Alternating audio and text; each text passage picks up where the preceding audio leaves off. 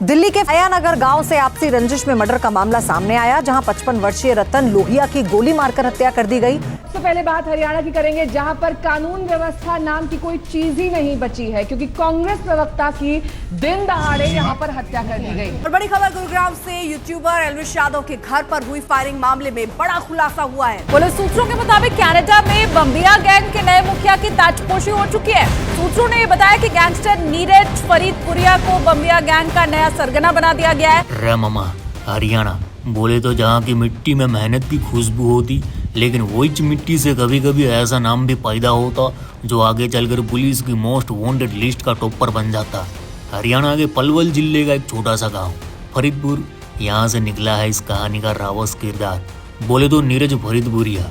आज वही नीरज का इंडिया के बिगेस्ट गैंगस्टर लॉरेंस बिश्नोई से राड़ा चल रहा है, जो बम्बिया गैंग का नया एटम बॉम्ब बन गया और जो हिंदुस्तान से हजारों किलोमीटर दूर बैठकर दिल्ली, हरियाणा और पंजाब में बीच सड़क किसी का भी गोलियों से गेम ओवर करवा डालता। जो फोन करता बोलता 1 पेटी 2 पेटी भेज देने का, वरना खोपचे में ले जाकर ताता थैया कराएंगा। लेकिन इस सब की शुरुआत किसी फिल्मी एंट्री से नहीं हुई है। शुरुआती दौर में नीरज बोले तो एकदम ही चिकना संस्कारी लौंडा, ना कोई गैंग, ना कोई हथियार, ना कोई अंडरवर्ल्ड का सपना। गांव में रहना, माँ बापू के वास्ते काम करना, बोले तो होले टाइप की जिंदगी। लेकिन 2016 में एक दिन ऐसा आता जिसने नीरज की जिंदगी का नया अध्याय रच डाला। दरअसल गांव में नीरज का तगड़ा वाला लफड़ा हो गया, जिसके चलते उसे पुलिस लोग ने उठा लिया, डाल दिया हरियाणा के निमका जेल में। इधर इस छोकरे की सेटिंग होती है टेकचंद खेड़ी से। ये कोई हेरा गेरा नत्थो गेरा नहीं था रहे। हत्या, लूट, रंगदारी के 35 मुकदमे, दिल्ली, हरियाणा से लेकर यूपी तक इस गैंगस्टर का भोकाल बोलता। कहते हैं ना मामा, जेल की दीवारों के अंदर जहां कानून की पकड़ कमजोर होती, वही जगह अपराधियों के रिश्ते मजबूत होते। टेकचंद के साथ उठना बैठना और जेल के माहौल ने नीरज के अंदर नेम फेम और पैसे पावर का ऐसा नशा भर दिया कि वह खुद को अक्के अक्का अंडरवर्ल्ड का बापू बनने का ख्वाब देखने लगा। अब निमका जेल से उसे भेज दिया गया भौंसी जेल। यहीं से वह अक्के अक्का गुंडा बन गया। भौंसी जेल में नीरज की सेटिंग होती है कौशल चौधरी गैंग के गुर्गो और पंटरों से। कौशल चौधरी हरियाणा गैंगलैंड का वो नाम जिससे पुलिस भी सतर्क रहती। जेल के अंदर बैठकर नेटवर्क बनाना, संपर्क जोड़ना और बाहर की दुनिया के लिए अपराध की प्लानिंग रचना। नीरज फरीदपुरिया धीरे धीरे एक छोटे मोटे पंटर से भविष्य के गैंग ऑपरेटर में बदलने लगा। भौंसी जेल में ही नीरज ने टेकचंद खेड़ी, सचिन खेड़ी और कौशल चौधरी गैंग का गठजोड़ करवा डाला। यही वह कड़ी थी जिसने आगे चलकर हरियाणा की सबसे चर्चित हत्याओं की नींव रखी। उस वक्त किसी ने यह नहीं सोचा होगा कि गांव का ये छोरा एक दिन बम्बिया गैंग की कमान संभालेगा। अब कोर्ट से जमानत मिलती है, नीरज जेल से बाहर आता है। लेकिन मामा, आजादी के कुछ ही दिनों बाद हरियाणा के पलवल में एक व्यक्ति की दिन दहाड़े हत्या कर दी जाती है। पुलिस रिकॉर्ड में नाम लिखा जाता है आरोपी नीरज फरीदपुरिया और नीरज पर इनाम रखा गया 25,000। धीरे धीरे नीरज का आपराधिक ग्राफ बढ़ता चला गया। पुलिस की फाइलें बड़ी होती गई। अब कभी भी एनकाउंटर हो सकता है। नीरज को समझ आ गया, अगर भारत में रुका तो या तो एनकाउंटर में ठोक देंगे या फिर उम्र कैद में चिपका देंगे। तो नीरज भी था डैडी सियाना, तुरंत फर्जी पासपोर्ट बनवाया। पुलिस उसके गिरबान तक पहुंचती उससे पहले देश से कल्टी मार लिया। जहाँ पहुंचा दुबई, दुबई से कनाडा और यहाँ से सामने आता है उसका रावण रूप, जिसने अक्के उत्तर भारत अंडरवर्ल्ड में खलीबली मचा डाली। रैप पठान। अब वह खुद गोली नहीं चलाता, लेकिन उसने ऐसे ऐसे शूटर खूंखार तैयार कर डाले जो अपने शिकार को गाजर मूली की तरह काट डाले, जो नीरज के इशारे किसी को भी टपकाने तैयार रहे थे। 26 जून 2019 हरियाणा का फरीदाबाद, सेक्टर 9 सुबह का वक्त होएगा। एक जिम के बाहर कांग्रेस नेता विकास चौधरी तगड़ी बॉडी बनाकर बाहर निकल रहे हैं। कार में बैठे वही टाइम पर कौशल चौधरी की पूरी फौज आती है। ताबड़तोड़ गोलियों से विकास चौधरी को छल्ली कर डाला। कोई 15 राउंड फायर किए जाते हैं। इस हत्याकांड ने उस वक्त अक्के हरियाणा की राजनीति को हिलाकर रख डाला था और इसी के साथ कौशल चौधरी का टेरर अक्के हरियाणा में फैल गया। लेकिन साथ में एक बंदा था, वो भी चर्चा में आ गया। दरअसल इस केस में 2022 में विकास उर्फ माले नाम का शूटर पकड़ा जाता। जब पुलिस ने 3rd डिग्री का प्रसाद चखाया तो तोते की तरह सब कुछ बोल डाला। उसने बताया विकास चौधरी की हत्या की साजिश बेशक कौशल चौधरी ने रची, लेकिन इसके पीछे दिमाग था नीरज फरीदपुरिया का। हथियार, शूटर, पैसा सब कुछ मैनेज करने वाला नीरज ही था। यही नहीं, उसने बताया कि नीरज के इशारे पर अब तक वह 7 हत्या कर चुका है। इस तरह अब नीरज कौशल चौधरी गैंग का कमांडर ऑफ चीफ बन गया।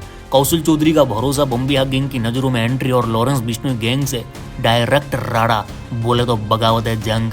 अब नीरज सिर्फ हरियाणा का नाम नहीं था रे, अब वह बन चुका था उत्तर भारत अंडरवर्ल्ड का एक डेयर डेविल गैंगस्टर रे चच्ची जान। उत्तर भारत अंडरवर्ल्ड में कुछ दुश्मनियां ऐसी होती है जो एक हत्या से शुरू नहीं होती बल्कि सिंडिकेट की जंग बोलती, और यही जंग थी लॉरेंस बनाम बम्बिया गैंग। पंजाब और हरियाणा में कई सालों तक बम्बिया गैंग की कमान विदेश में बैठे लक्की पटियाल संभाल रहेला, लेकिन समय के साथ सिस्टम बदला, गैंग फैला और नए नए चेहरे गैंग में आए।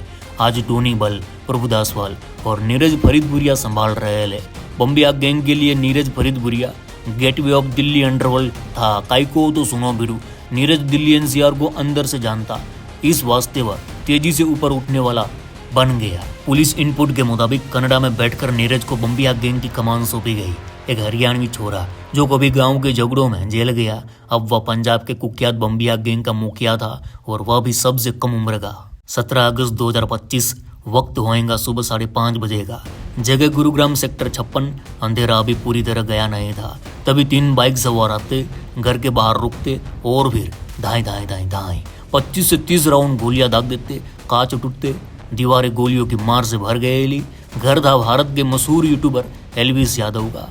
कुछ ही घंटे बाद वीडियो वायरल होता। सवाल एक ही था, एल्विस यादव जैसे पब्लिक फिगर पर हमला काइको। इस हमले के बाद हिमांशु भाऊ और नीरज फरीदपुरिया जिम्मेवारी लेते हैं। वजह बताई जाती है बेटिंग ऐप प्रमोशन, लेकिन पुलिस बोलती है फिरौती का मामला था।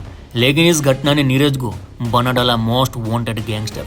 NIA, Delhi police, Haryana police, हर कोई नीरज के पीछे लग गया। नीरज पकड़ा तो नहीं गया, विदेश में बैठा है, लेकिन चर्चित जरूर हो गया।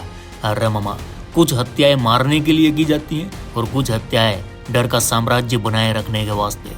7 जनवरी 2026, आयानगर दिल्ली। सुबह का वक्त। दिल्ली के आयानगर इलाके में दूध की डेयरी चलाने वाला रतन लोहिया अपनी रोजमर्रा की जिंदगी में व्यस्त था, लेकिन उसे मालूम ही नहीं था कि उसकी डेयरी आज डेंजर जोन बन जाएंगी।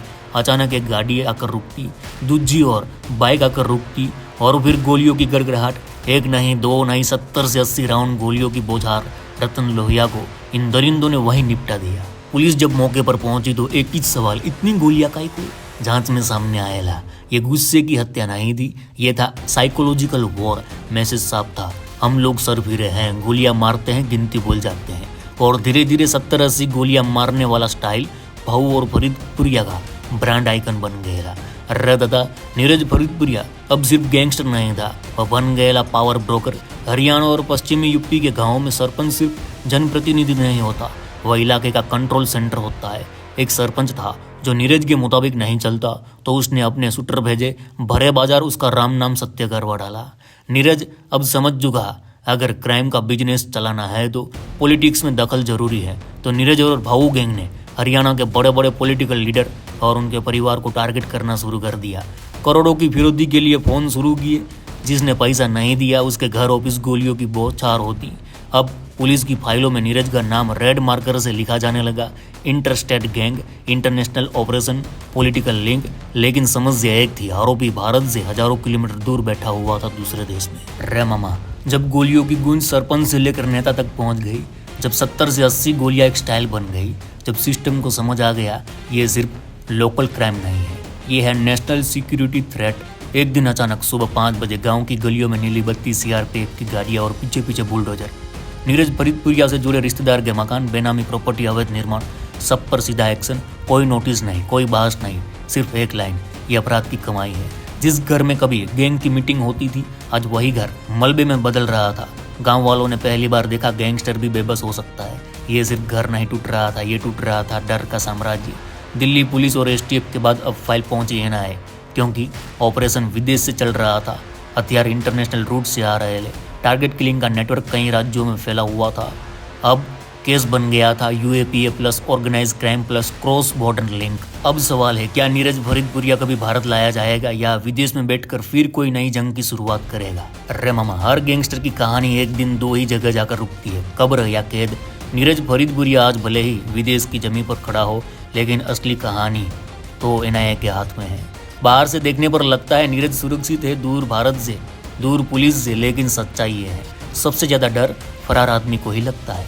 फोन बंद, लोकेशन बदलती रहती है, अपने ही लोगों पर शक होता है, क्योंकि उसे पता है एनआईए इंतजार नहीं करती। यहाँ बता दे कि हम किसी भी गैंगस्टर या आपराधिक प्रवृत्ति वाले व्यक्ति को ग्लोरीफाई नहीं करते, ना ही किसी को अपमानित कर रहे हैं। हम सिर्फ समाज का आईना दिखा रहे हैं कि भाई अपराध की दुनिया में जो ये 4 दिन की चांदनी होती है, जब ये चांदनी हटती है तो फिर अंधेरा ही होता है। इसमें परिवार के परिवार तबाह हो जाते हैं। तो अपराध के रास्ते पर ना चले और अच्छे कर्म करें। तो आज के लिए बस इतना ही। चलो इस गुज्जू भाई का राम राम, मिलते हैं फिर।